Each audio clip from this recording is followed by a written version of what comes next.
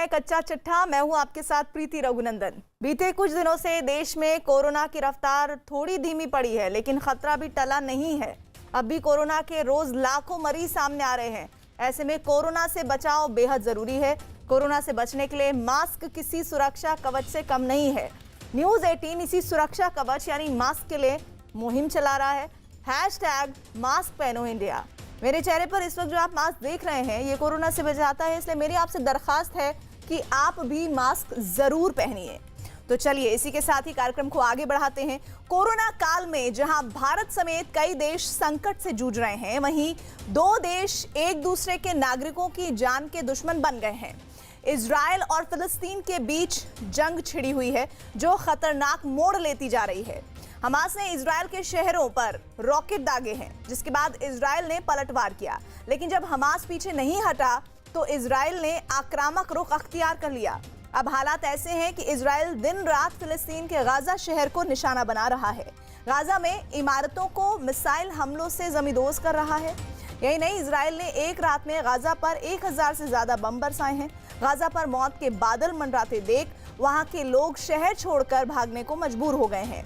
महिलाएं और बच्चे रात के अंधेरे में पलायन कर रहे हैं। लेकिन सवाल यह है कि हालात बद से बदतर कैसे होते जा रहे हैं। क्या हमास की आक्रामकता फिलिस्तीन पर भारी पड़ सकती है या फिर इस सब के पीछे कोई और वजह है?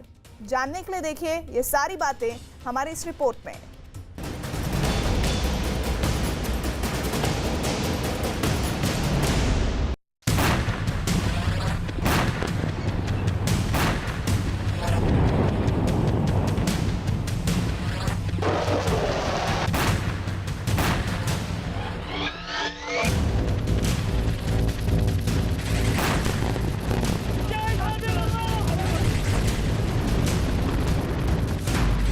फिलिस्तीन पर इजराइल की एयर स्ट्राइक।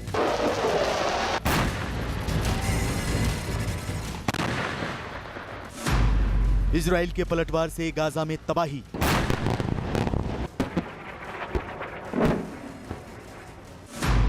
(2021) के अग्नि युद्ध का अंजाम क्या होगा?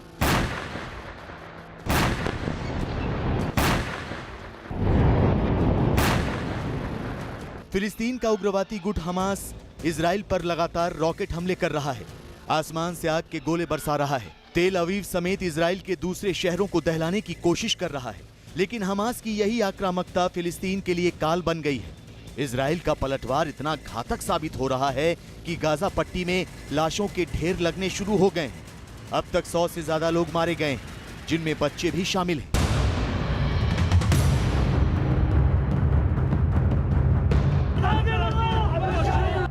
इजराइल के हवाई हमलों से गाजा पट्टी की इमारतों की बुनियाद हिल गई है।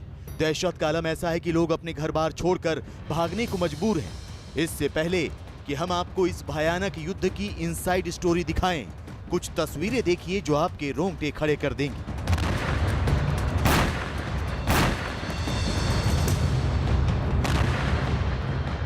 इजराइल की वायुसेना गाजा पर हवाई हमले कर रही है, जबकि उसके टैंक आग के गोले बरसा रहे हैं। यही नहीं, इजराइल ने अपनी थल सेना और आर्टिलरी को गाजा पट्टी के पास तैनात कर दिया है। इजराइल की ओर से दागी जा रही मिसाइलों और एयर स्ट्राइक से गाजा में कई इमारतें जमींदोज हो चुकी हैं, तो कुछ इमारतें किसी भी वक्त गिर सकती हैं। इजराइल का आरोप है कि हमास के उग्रवादी गाजा के पास बनी सुरंगों से जंग की मुनादी कर रहे हैं, लिहाजा उन्हें तबाह करने के लिए उसकी ओर से हमले किए जा रहे हैं। आलम यह है कि यहूदियों और अरब समुदाय के बीच खूनी संघर्ष का दौर भी शुरू हो गया है। The defense activity of Iron Dome batteries is giving us an offensive space, and the IDF has already attacked hundreds of targets. We will soon pass 1,000. We continue striking Hamas while defending our citizens. Israel ने साफ कर दिया है कि वो Hamas के नापाक इरादों के खिलाफ छेड़ी गई जंग को जारी रखेगा। इजराइल ने साफ कर दिया है कि जब तक हमास हमले नहीं रोकता, तब तक उसकी मिसाइलें भी कहर बरपाती रहेंगी। एक विदेशी अखबार में छपी रिपोर्ट के मुताबिक इजराइल और फिलिस्तीन के बीच जारी जंग में फिलिस्तीन के 119 से ज्यादा लोग मारे जा चुके हैं, जिनमें करीब 30 बच्चे भी शामिल हैं, जबकि फिलिस्तीन के करीब 850 लोग बुरी तरह जख्मी हुए हैं। इजरायली मीडिया की माने तो उसके 9 नागरिक अपनी जान गंवा चुके हैं, जिनमें 2 महिलाएं भी शामिल हैं। What should be condemned here is the Israeli aggression, the Israeli occupation, the Israeli apartheid system. It's time for the whole world to stop holding Israel impunitive to international law. Israel is committing war crimes, 3 war crimes: persecution, apartheid, and occupation. Yeah. These crimes have to stop, and it is not acceptable. साफ जाहिर है कि फिलिस्तीन के उग्रवादी गुट Hamas ने जो जंग छेड़ी है उसका खमियाजा फिलिस्तीन को ही भुगतना पड़ रहा है, क्योंकि इजराइल फिलिस्तीन से कहीं ज्यादा ताकतवर मुल्क है। इजराइल के पास एयरफोर्स है, एयर डिफेंस सिस्टम है, किलर ड्रोन है और खुफिया जानकारी जुटाने का एक सिस्टम है, जिनके बलबूते वो जब चाहे गाजा पट्टी को निशाना बना सकता है। हालांकि फिलहाल इजराइल ये दावा कर रहा है कि वो सिर्फ उन ठिकानों को ही टारगेट कर रहा है जहां हमास के उग्रवादी मौजूद हैं, जहां हमास ने सुरंगें बना रखी हैं और उन सुरंगों से इजराइल के शहरों पर रॉकेट बरसा रहा है। देखिए ये वीडियो जिसमें इजराइल की सेना गाजा पर हवाई हमलों के पीछे कुछ इसी तरह का तर्क दे रही है। ما قلنا لك في خرابه ورا، ليش تهز الدور اللي قدام؟ طيب ماشي، انا فاهم قصدك اخوي، ان شاء الله بس العباره هذه تكسر يعني مش هيأثر على الدور اللي حواليها؟ इस बातचीत के बाद ही इजराइल की ओर से वार्निंग के तौर पर एक बम सड़क पर गिराया जाता है और चंद सेकंड के बाद एक मिसाइल उस इमारत को धराशायी कर देती है जिसे गिराने की बात इजराइल की सेना कर रही थी।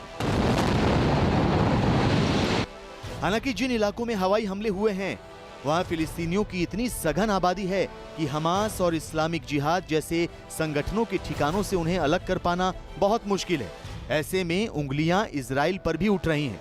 सवाल उठ रहे हैं कि कहीं इजराइल हमास की आड़ में रिहायशी इलाकों को तो निशाना नहीं बना रहा, जबकि इजराइल ये दलील दे रहा है कि वो हमास के ठिकानों और उन सुरंगों पर ही बमबारी कर रहा है जहां से उसके शहरों पर रॉकेट दागे जा रहे हैं।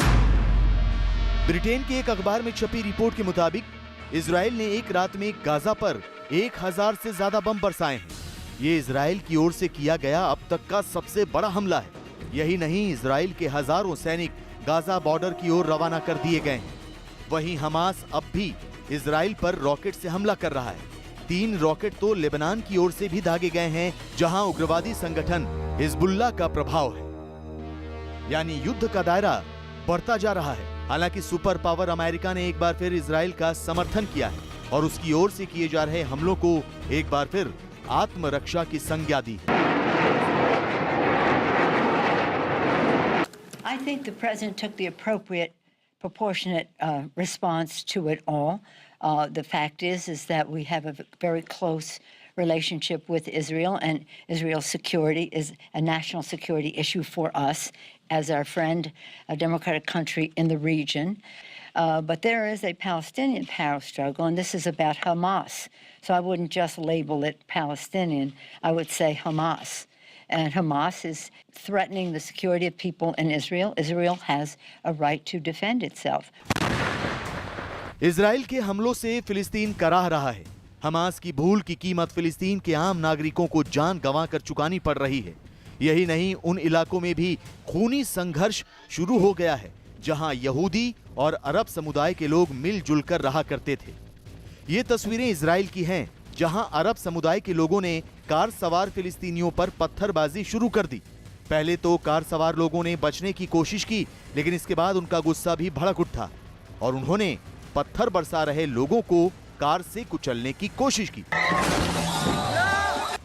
इस कोशिश में एक शख्स घायल हो गया। हालांकि इजराइल की पुलिस वहां पहुंच गई और भीड़ में फंसे कार सवार लोगों को बचा लिया। फिलहाल तनाव का माहौल है। इजराइल के कई शहरों में हिंसक झड़पें हो रही हैं। गाजा पट्टी के पास इजराइल की टैंक आर्मी को तैनात कर दिया गया है, जो लगातार गाजा पर गोले बरसा रही है। वहीं इजराइल की वायुसेना हवाई हमले भी जारी रखे हुए है। लिहाजा शांति बहाल करने और जंग की इस आग को ज्यादा भड़कने से पहले ही बुझा देने की सख्त जरूरत है। संयुक्त राष्ट्र सुरक्षा परिषद की रविवार को एक बैठक होने वाली है जिसमें इस मुद्दे पर चर्चा होगी। ऐसे में उम्मीद है कि संयुक्त राष्ट्र 2 देशों में जारी इस संग्राम को रोक पाएगा।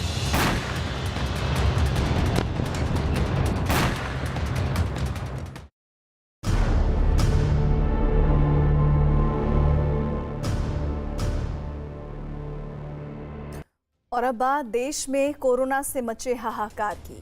कोरोना महामारी की दूसरी लहर में शहर के अस्पतालों में बेड नहीं मिल रहे। ऑक्सीजन की किल्लत अब तक पूरी तरह दूर नहीं हुई है। तमाम जरूरी दवाओं के लिए लोग अब भी परेशान हैं। लेकिन क्या आपने ये सोचा है कि हमारे गांवों का क्या हाल है? गांव में कोरोना का कहर अब सुर्खियों में है, लेकिन ग्राउंड रिपोर्ट और भी ज्यादा हैरान करने वाली है। देश के कई गांवों में जब कोरोना के शुरुआती लक्षण दिखते हैं तो जांच नहीं हो पाती। लोग खुद को कोरोना संभावित मानकर आइसोलेट नहीं कर पाते। इलाज तो दूर की बात है, कोई उन्हें ये बताने वाला नहीं कि कौन सी दवा का इस्तेमाल करें। यानी ना जांच, ना आइसोलेशन सेंटर, ना अस्पतालों में बेड, ना इलाज और ना ही बाकी लोगों को बचाने के लिए सैनिटाइजेशन। न्यूज़ 18 की टीम की हमने पड़ताल लगातार की गांव की। कोरोना की ग्राउंड रिपोर्ट कवरेज के दौरान एक ऐसा गांव भी मिला जहां कोरोना काल में स्वास्थ्य केंद्र पर गोबर और भूसा पड़ा मिला। इसलिए कोरोना के कहर के बीच गांव भगवान भरोसे हैं।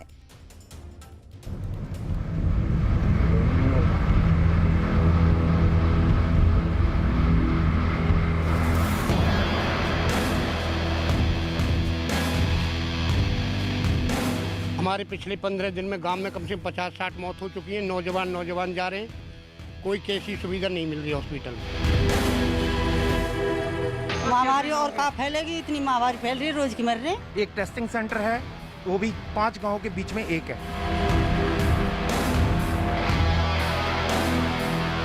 मैं खुद गया हूँ टेस्टिंग के लिए, उन्होंने अपनी किट उतार दी है, बोला पीपीआई किट उतार दी, अब मैं नहीं करूँगा, कल आना।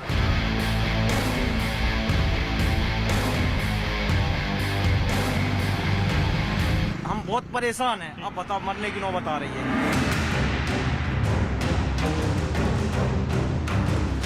तो जो चिकित्सालय है उसके अंदर भूसा भरा हुआ है, गोबर के उपले भरे हुए हैं और कहीं से भी ये आपको चिकित्सालय नजर नहीं आएगा।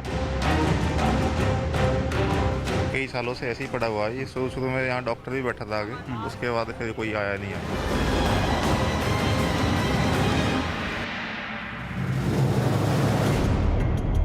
कोरोना को भी नहीं मालूम रहा होगा कि दूसरी लहर में जब वो गांव का रुख करेगा तो उसका सामना सिर्फ यहाँ के लोगों से नहीं बल्कि हैरान करने वाली मेडिकल व्यवस्थाओं से भी होगा। व्यवस्था कहना नाइंसाफी है, इसे अव्यवस्था कहना ज्यादा सही होगा। जरा सोचिए, कोरोना महामारी में देश की जनता, सरकारें और सिस्टम से जुड़े लोग सिर पकड़कर बैठे हैं, लेकिन गांव-गांव घूमता कोरोना जो तस्वीरें सामने ला रहा है वो महामारी के दौर में सबसे खतरनाक आईना दिखा रहा है। उत्तर प्रदेश के गाजियाबाद में न्यूज़ 18 की टीम ने कुछ गांवों का दौरा किया तो भूपखेड़ी गांव के स्वास्थ्य केंद्र में गोबर का ढेर मिला। दिल्ली के खेड़ा खुर्द गांव से ग्राउंड रिपोर्ट यह है कि यहां 5 गांवों में सिर्फ एक टेस्टिंग सेंटर है। इसी तरह हरियाणा के पलवल में जब से गांव में कोरोना मरीजों की मौत की संख्या बढ़ रही है तब से टेस्ट कम होने लगे हैं। राजस्थान के दौसा के गांवों की जमीनी हकीकत यह है कि यहां शादियों की वजह से पिछले 3 हफ्तों से कोरोना के केस बेहद तेजी से बढ़े हैं। वहीं मध्य प्रदेश के ग्वालियर में कई गांव कोरोना के हॉटस्पॉट बने हुए हैं। कोरोना की पहली लहर में देश के ग्रामीण इलाके सबसे सुरक्षित रहे, लेकिन दूसरी लहर का कहर अब गांवों पर टूटा है। इसलिए गांव से कोरोना की ग्राउंड रिपोर्ट बहुत जरूरी है। न्यूज़ 18 की टीम ने 3 राज्यों से कुछ ग्राम पंचायतों में कोरोना के बढ़ते मामले और मेडिकल सुविधाओं का रियलिटी चेक किया। यूपी के गाजियाबाद में दीपक रावत पहुंचे। दिल्ली के ग्रामीण इलाकों में प्रियंका कांडपाल ने ग्राउंड रिपोर्ट तैयार की। वहीं हरियाणा के पलवल में यतेंद्र शर्मा गांव में पहुंचे और कोरोना के हालात का सच जाना। सबसे पहले आपको गाजियाबाद के गांव की ग्राउंड रिपोर्ट दिखाते हैं। यहां की तस्वीरें देखकर आप हैरान रह जाएंगे। ऐसा प्राथमिक स्वास्थ्य केंद्र आपने शायद ही कभी देखा हो।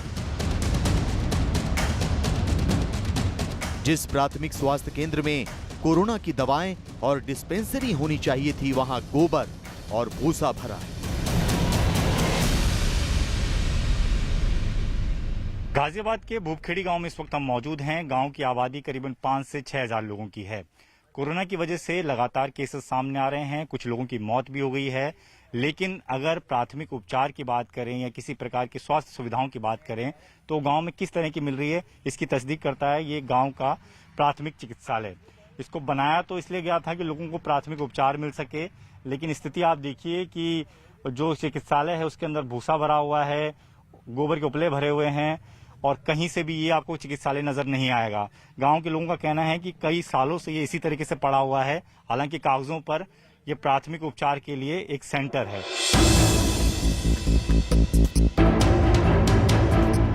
गाजियाबाद के भूपखेड़ी गांव में कोरोना से लड़ने का ये इंतजाम देखने के बाद बताने की जरूरत नहीं कि वायरस से पीड़ित लोगों का क्या हाल होगा। जिस प्राथमिक स्वास्थ्य केंद्र को कई गांवों के हिसाब से कोविड सेंटर में तब्दील किया जा सकता था, वो कई साल से अस्थायी कूड़ा घर बना हुआ है। ये जगह इलाज के बजाय बीमारी बांटने वाली ज्यादा बन चुकी है। ये कई सालों से ऐसे ही पड़ा हुआ है। ये शुरू में यहाँ डॉक्टर भी बैठा था आगे, उसके बाद फिर कोई आया नहीं यहाँ पे। अच्छा। अभी सामने आप स्थिति देख रहे हो, पानी भरा हुआ है और अंदर भूसा वगैरह है, तो कोई पेशेंट आके यहाँ ठीक ठाक आदमी भी आएगा तो वो पेशेंट होने जाएगा, यहाँ कुछ है ही नहीं। आपको लगता है कि कोरोना जो अब चल रहा है जिसकी वजह से लोग मर रहे हैं, ऐसे दौर में भी अगर इसको ठीक कर लिया होता तो शायद कुछ लोगों की जानें बचाई जा सकती? हमारा एक लड़के ने जान गंवाई है जी, 19 साल उम्र थी उसकी। उसे 3 दिन लेके गए, मेरठ लेके गए, दिल्ली लेके गए और राजस्थान तक लेके गए, उसे ट्रीटमेंट नहीं मिल पाया और उसकी वजह से उसकी डेथ हो गई। गाजियाबाद के भूपखेड़ी गांव में मेडिकल सुविधाओं का सच आपने देख लिया, अब कोरोना रिपोर्ट भी जान लीजिए। समय पर कोरोना संभावित मरीजों की जांच नहीं हो रही है, जिसकी वजह से वक्त पर सही इलाज नहीं मिल रहा है। कुछ हफ्तों में कई लोगों की कोरोना से मौत का दावा किया जा रहा है। गांव के लोगों ने बताया कि हाल ही में एक 22 से 23 साल के लड़के की कोरोना से मौत हो गई। मेरठ से दिल्ली तक तमाम अस्पतालों में इलाज दिलाने की कोशिश की गई, लेकिन ना बेड मिला और ना ही सही इलाज। आखिरकार घर वापस लौटना पड़ा तो कुछ दिनों में ही उसकी मौत हो गई। प्रशासन की बेपरवाही पर लोगों में गुस्सा और मायूसी है। हमारी मूलभूत सुविधाएं हैं, जैसे हमारे हॉस्पिटल वगैरह हुए, उनकी तरफ कोई ध्यान नहीं है। वो उनकी हालत काफी खराब है। जैसे हमारे पे कोविड पेशेंट हो रहे हैं, उनको कोई सुविधाएं नहीं मिल पा रही है। खासकर जिनको सिम्टम भी है उनको चेकिंग नहीं की जा रही, उनकी टेस्टिंग नहीं की जा रही है। गाजियाबाद के भूपखेड़ी गांव के पास जावली गांव में भी कई घरों में कोरोना का मातम है। जावली गांव में कोरोना से हुई मौत के आंकड़ों को लेकर लोगों का बड़ा दावा है। वो कहते हैं कि पिछले 1 महीने में 45 लोगों की मौत हो चुकी है। गांव वालों के मुताबिक ज्यादातर लोगों की रिपोर्ट पॉजिटिव आई थी। यूपी के गाजियाबाद जिले के जावली गांव में इस वक्त हम मौजूद हैं और इस गांव की अगर बात करें तो गांव वालों का ये दावा है कि पिछले 1 महीने में अब तक कोरोना के सिम्टम्स के साथ करीबन 45 से 46 लोगों की मौत हो चुकी है। सिम्टम्स के साथ इसलिए कह रहे हैं क्योंकि जांच सबकी नहीं हो पाई। कुछ लोग बीमारी के दौरान चल बसे, कुछ का टेस्ट हुआ था तो रिपोर्ट आनी बाकी थी, उससे पहले ही मौत हो गई, तो कुछ लोगों ने टेस्ट ही नहीं कराया। इस गांव की आबादी की अगर बात करें तो करीबन 13,000 की आबादी का ये गांव है, काफी बड़ी आबादी है। उसके बावजूद भी गांव वालों का ये कहना है कि आसपास टेस्टिंग सेंटर नहीं बना हुआ है। क्या बुरे हालात चल रहे? दीपक जी, यहाँ स्थिति इतनी बदतर हो चुकी है कि लोगों का घर से बाहर निकलने में एक डर का माहौल इतना फैल गया है कि कोई जैसे हमारे आसपास में मृत्यु भी हो रही है लोगों की, तो वहाँ जाने में भी लोग इतने डरे हुए हैं कि जाके अपने आप को सेफ नहीं समझ रहे। वहाँ जाके बैठ जाएंगे तो एक डर का माहौल है कि भाई हमारे होगी। उपचार की तो कोई माध्यम है ही नहीं, कॉल भी करी जाती है बार बार, कोई सुनवाई नहीं है। गाजियाबाद के जावली गांव में रहने वाले महकार कसाना अपने हाथों में मरने वालों की पूरी लिस्ट लेकर घूम रहे हैं। उनका कहना है कि जब भी प्रशासन की कोई टीम गांव आएगी तो वो कोरोना से होने वाली मौत का सच इसी लिस्ट के जरिए बताएंगे। 45 लोगों की मृत्यु का बोलना एक अति संयुक्ति लगती है, लेकिन ये वास्तविकता, अगर ये मृत्यु जो है कोरोना से नहीं हुई तो किस कारण से इतनी मृत्यु दर बढ़ा? क्या इस तरफ भी शासन प्रशासन का ध्यान गया? नहीं गया। मैं आपको सिकोर करना चाहता हूँ और ये बताना चाहता हूँ, जिस तरीके से जो मृत्यु लोगों की हुई, अधिकतरों को उसमें जांचें हुई जो कि कोरोना पॉजिटिव पाए गए थे, लेकिन गांववासी भयभीत है, कोई हॉस्पिटल जाने के लिए तैयार नहीं। अगर हॉस्पिटल जा भी रहे तो उनको वो ना तो टेस्टिंग हो पा रही है, ना उनको बेड की यानी उनको दाखिल होने की कोई व्यवस्था नहीं हो पा रही है। जावली गांव में कोरोना का कहर बहुत तेजी से बढ़ रहा है, लेकिन जांच से लेकर आइसोलेशन सेंटर तक और सैनिटाइजेशन से लेकर इलाज तक किसी भी तरह की कोई सुविधा नहीं है। यहाँ पर लोगों का टेस्ट नहीं हो पा रहा, टेस्ट के कारण क्योंकि ना तो ये पता चल रही कि मेरे अंदर क्या है या दूसरे पास है। हम जब कभी टेस्ट कराते हैं तो हमें जीटीबी हॉस्पिटल भागना पड़ता है, या वहाँ पे वो बोलते हैं कि भाई यहाँ पे जो पहले पेशेंट है हम उन्हीं का टेस्ट कराएंगे, बाकी हम किसी का नहीं कराएंगे। 8 दिन से हमारी घरवाली रो रही है, हम मध्य प्रदेश के रहने वाले हैं, तो इतनी तगड़ी दिक्कत बन रही सर कि हम क्या बताएं।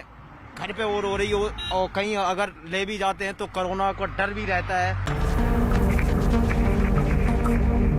गाजियाबाद के जावली गांव में रहने वाले रविंद्र कसाना ने न्यूज 18 को बताया कि उनके परिवार में कई लोगों को एक साथ कोरोना हो गया था। मां की तबीयत ज्यादा खराब हो गई, इलाज के लिए दर दर भटकते रहे। पुलिस की मदद से इलाज तो मिल गया, लेकिन मां की जान नहीं बच सकी। रविंद्र का दावा है कि गांव में कई लोग बीमार हैं, लगभग हर रोज किसी की मौत हो रही है, लेकिन प्रशासन और मेडिकल विभाग की टीम नदारद है कि कहीं भी किसी भी हॉस्पिटल में चले जाओ। जीटीबी हॉस्पिटल भी गया था, वहां भी मुझे कोई नहीं, उन्होंने एंटीजन टेस्ट करके नेगेटिव और बता दिया वहां से। तो एंटीजन किट पे मैं क्या विश्वास कर लेंगे। हमारे गांव से 15 किलोमीटर के एरिया में कोई ऐसी जगह नहीं है जहां हम जाकर अपना RT-PCR टेस्ट करा लें, जिससे हमें संतुष्टि हो सके। गाँव में लोग बीमार है, कहीं भी गांव में जो प्राथमिक उपचार केंद्र है वहाँ ऐसा नहीं है कि कोरोना से संबंधित किट हो जो उनको उपचार दिया जा सके। हरियाणा के पलवल में कई गांवों में कोरोना की वजह से हो रही मौत को लेकर खौफ है। पलवल से करीब 5 किलोमीटर दूर औरंगाबाद गांव में दूसरी लहर में अब तक 20 से 25 लोगों की मौत का दावा किया जा रहा है। पलवल से महज 5 से 6 किलोमीटर की दूरी पर है औरंगाबाद गांव। ये औरंगाबाद गांव की हम सड़कें आपको दिखा रहे हैं, क्योंकि यहाँ पर भी कोरोना का कहर टूट कर पड़ा है। काफ़ी सारे लोग इस छोटे से गांव में कोरोना संक्रमित हुए हैं, और जिसमें से कई लोगों की मौत भी होगी। और शायद यही कारण है कि दूर दूर तक आप देखेंगे तो गलियाँ सुनसान पड़ी हैं, लोग घरों से कम पलवल के औरंगाबाद गांव में लोगों को अब भी कोरोना से लड़ने के लिए बुनियादी सुविधाओं की बहुत जरूरत है, लेकिन गांव के लोगों का आरोप है कि प्रशासन की ओर से सामुदायिक केंद्रों पर टेस्टिंग तो हो रही है, लेकिन वैक्सीन सेंटर कई किलोमीटर दूर है। इसकी वजह से कई बुजुर्ग वहां तक नहीं पहुंच पा रहे। वैक्सीन लगाने वाले आए हैं? एक लगी सोई, एक लगी है, एक दोबारा आई ना, नहीं दोबारा ना जाना पड़ेगा ना, तो वहीं यहाँ में हमारे पार्क नहीं। अच्छा आए ना अभी यहाँ नंबर नहीं आ रहा जी, कोई दी घोट जा रहा है, कोई होटल जा रहा है, कोई मंडकोला जा रहा है, जो ऑनलाइन को नंबर आवे वहाँ जो है बालक। अच्छा हाँ, यहाँ नंबर नहीं, इतना बड़ा गाँव। औरंगाबाद गांव में कोरोना के खौफ की वजह से सन्नाटा है। स्थानीय लोगों का दावा है कि हर तीसरे घर में कोई न कोई कोरोना पॉजिटिव या कोरोना संभावित मरीज है, लेकिन डर की वजह से वो टेस्टिंग के लिए सेंटर तक नहीं जा रहे हैं। वहीं ऐसे लोगों की घर घर टेस्टिंग की कोई व्यवस्था नहीं है। तो चेकिंग घर घर पर जाकर कर रही है टीम के वहाँ केंद्र पर? नहीं, घर पे नहीं, जाकर ही जाना पड़ता है, केंद्र पे होता है। घर पे कहीं नहीं हो रही है? घर पे नहीं, घर पे कोई टीम नहीं आई चेक करने? घर पे कोई नहीं आ रही, इकट्ठे बुलाते एक जगह पे, कहीं बुलाते तो और महामारी फैलेगी फिर तो। वही दिक्कत है, घर पे कोई नहीं आया। पलवल के औरंगाबाद गांव की महिलाएं कोरोना के बढ़ते कहर के बीच बुनियादी इलाज के अभाव से काफी नाराज हैं। महिलाओं का आरोप है कि सरकार की ओर से पर्याप्त मेडिकल सुविधाएं नहीं दी जा रही, जिसकी वजह से गांव में मौत के आंकड़े तेजी से बढ़ रहे हैं। औरंगाबाद में यहाँ कई लोगों की शिकायतें कि जांच हो रही है, लेकिन उसके लिए सामुदायिक केंद्र जाना पड़ता है। घर घर जाकर जो जांच, जो सरकार का ऑर्डर है, वो कहीं भी फॉलो नहीं हो रहा है। शायद यही कारण है कि महामारी लगातार फैलती जा रही है। जो सरकारी रवैया है वो बड़ा उदासीन है। हमारे साथ इस गांव की, जो औरंगाबाद गांव की महिला हमारे साथ हैं। ताई, क्या है यहाँ पर लोग आ रहे हैं, डॉक्टर वगैरह जांच कर रहे हैं, दवाई दे रहे हैं? नहीं भाई, आप बताओ क्या गांव में स्थिति, क्या महामारी? हमने तो नहीं देखे डॉक्टर जी, हमने तो डॉक्टर नहीं देखे यहाँ थे, कोई डॉक्टर ना आ रहा है। तो महामारी फैल रही है यहाँ पर? क्या क्यों महामारी और कहाँ फैलेगी? इतनी महामारी फैल रही है, रोज की मर रहे हैं। एक दिन में तो 10 मरे इस गांव में। हाँ, इस गांव में हाँ 10 आदमी मरे जी। 50 मौत है गया गांव में। अच्छा हाँ, तो कोई अधिकारी भैया जवान जी, कोई डॉक्टर ना आया, कोई डॉक्टर ना आया, तो जांच करने भी नहीं आ रहे ना। औरंगाबाद गांव के लोगों की नाराजगी के मुद्दे पर सरपंच सरकारी व्यवस्था का बचाव करते नजर आए। सरपंच का दावा है कि गांव में 20 से 25 मौत कोरोना की वजह से हुई। लगातार मरीज भी बढ़ रहे हैं, लेकिन टेस्टिंग और वैक्सीनेशन जारी है। जो फिलहाल गांव की सिचुएशन है, इसमें काफ़ी फीवर वगैरह गांव में चला हुआ है, टाइफाइड हुआ, इस तरह की काफ़ी बीमारी हैं, जुकाम खांसी, और कोरोना के पेशेंट भी काफ़ी संख्या में यहाँ पे निकले हैं और काफ़ी मौतें भी यहाँ पे हुई हैं। कितनी मौतें हो गई होंगी कोरोना की वजह से? मेरा मानना है कि लगभग 15 से 20 दिन में 25 से 30 मौत हुई होंगी। 25 से 30 में से छोटे से गांव में? जी जी। क्या उन लोगों की टेस्टिंग हुई थी कि वो कोरोना पॉजिटिव थे या ऐसे ही? सभी की टेस्टिंग तो नहीं थी, बाकी कुछ की टेस्टिंग भी थी, कुछ पॉजिटिव भी थे, बाकी कुछ ने ना भी करवाया टेस्ट। पलवल के औरंगाबाद गांव के लोग स्वास्थ्य विभाग की लापरवाही से भी परेशान हैं। लोगों का कहना है कि इतनी मौतों के बावजूद अब तक स्वास्थ्य विभाग की टीम ने गांव का दौरा नहीं किया, ना ही आइसोलेशन सेंटर बनाया और ना ही कोरोना पीड़ितों के पर्याप्त इलाज के इंतजाम किए गए। जागरूकता नहीं है या लापरवाही है लोगों की? लापरवाही तो नहीं है, लेकिन कुछ ऐसा है कि दहशत भी कुछ ज़्यादा बना रखी है। अच्छा। कुछ तो दहशत की वजह से, कुछ बीमारी भी है दहशत की वजह से, कुछ जैसे और है कुछ बुजुर्ग आदमी, तो उसमें दहशत भी है, कुछ बीमारी का वो भी है। गांव में जैसा चल रहा है लॉकडाउन का, काफ़ी लोग पालन भी कर रहे हैं। सरपंच साहब की तरफ से भी काफ़ी सहूलियत मिली हुई है। यहाँ पे बाहर से टीम भी आई है चेक करने के लिए, लेकिन अभी वो वाली बात नहीं है जो आराम मिलना चाहिए। अच्छा, अभी भी लोग पीड़ित हैं।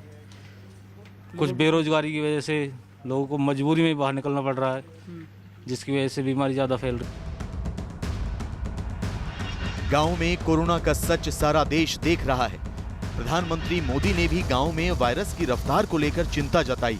प्रधानमंत्री ने कोरोना का कहर कम करने और लोगों की टेस्टिंग समेत उन्हें सही इलाज देने के लिए राज्यों से अपील की है। गांव में रहने वाली सभी भाई बहनों को कोरोना से फिर सतर्क करना चाहता हूं। ये संक्रमण अभी गांव में भी तेजी से पहुंच रहा है। देश की हर सरकार इससे निपटने के लिए हर संभव प्रयास कर रही है। इसमें गांव के लोगों की जागरूकता, हमारी पंचायती राज से जुड़े जो भी व्यवस्थाएं हैं, उनका सहयोग, उनकी भागीदारी उतनी ही आवश्यक है। आपने देश को कभी निराश नहीं किया है। इस बार भी आपसे यही उम्मीद है। कोरोना की दूसरी लहर ने गांवों का जो रुख किया है, उसका सबसे खतरनाक सच ये है कि वहां कई दशकों से प्राथमिक इलाज की सुविधाएं भी ठीक से नहीं मिलती। अब गांव में कोरोना का कहर रोकना है तो युद्ध स्तर पर जांच से लेकर आइसोलेशन सेंटर तक और दवाओं से लेकर डॉक्टर तक सारे इंतजाम करने होंगे, क्योंकि अब तक जिस रफ्तार से मेडिकल सुविधाएं चल रही हैं, उसके मुकाबले कोरोना की रफ्तार बहुत ज्यादा है।